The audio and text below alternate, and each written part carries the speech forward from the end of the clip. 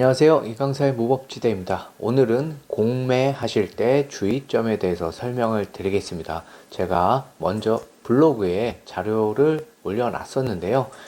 한 번씩 설명을 해달라는 분들이 계셔서 오늘 촬영을 통해서 조금 더 자세하게 설명을 드리도록 하겠습니다. 공매 낙찰 이후 명도소송을 할 때 주의점인데요.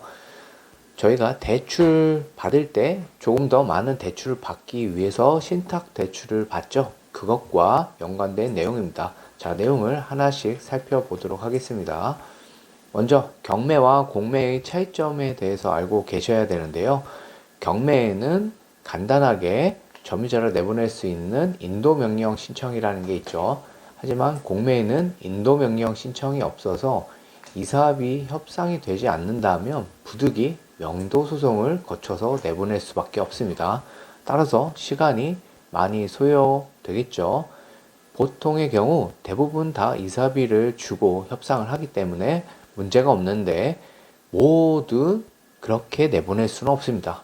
꼭 한 번은 언젠가 한 번은 경험을 하시게 될 겁니다. 저희가 공매를 하거나 경매를 진행할 때 대출을 반드시 받게 되겠죠. 레버리지를 위해서라도 대출을 활용하시는 게 좋은데 많은 대출을 받기 위해서 신탁담보대출을 이용합니다. 신탁담보대출은요, DSR 규제 등을 피해서 보다 많은 대출을 받기 위해서 활용하는 방법인데 부동산 소유권을 신탁회사로 이전했다가 나중에 대출금을 상환하면서 다시 소유권을 돌려받는 겁니다. 전혀 문제가 없는 대출 방법인데요. 이 대출이 신탁인 경우에는 저희가 공매로 낙찰을 받았을 때 문제가 될 수도 있습니다. 어떤 경우에 문제가 될 수 있느냐? 부동산 소유권이 신탁사로 넘어가고 이사비 협상이 제대로 되면 전혀 상관이 없죠. 근데 이사비 협상이 되지 않고 부득이 명도소송을 통해서 강제 집행을 해서 내보내야 하는데 신탁 대출을 받게 되면 셀프 소송은 할 수가 없습니다. 이유는 부동산의 소유권이 신탁회사로 이전이 되기 때문이고요.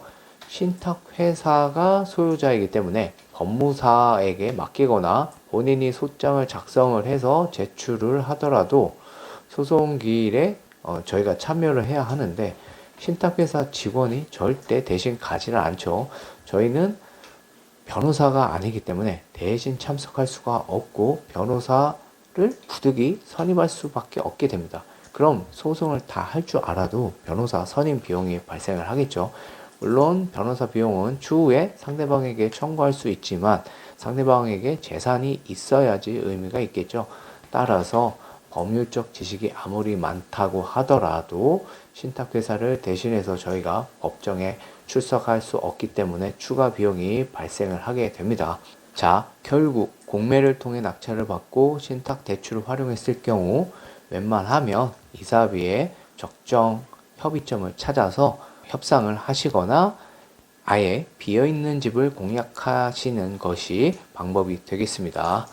그렇다면 법원 경매로 낙찰을 받았을 경우에 이러한 문제가 없는 것인가? 다행히 법원 경매의 경우에는 문제가 없습니다.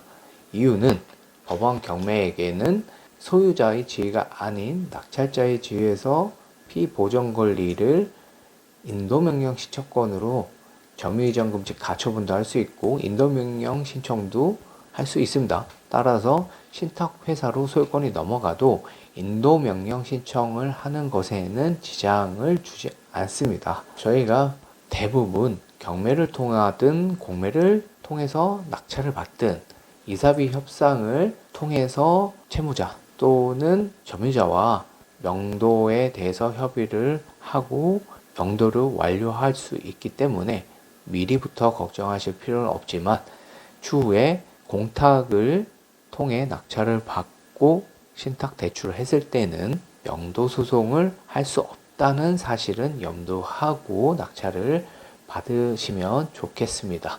다음 시간에 다른 내용으로 찾아뵙고 시청해 주셔서 감사드립니다.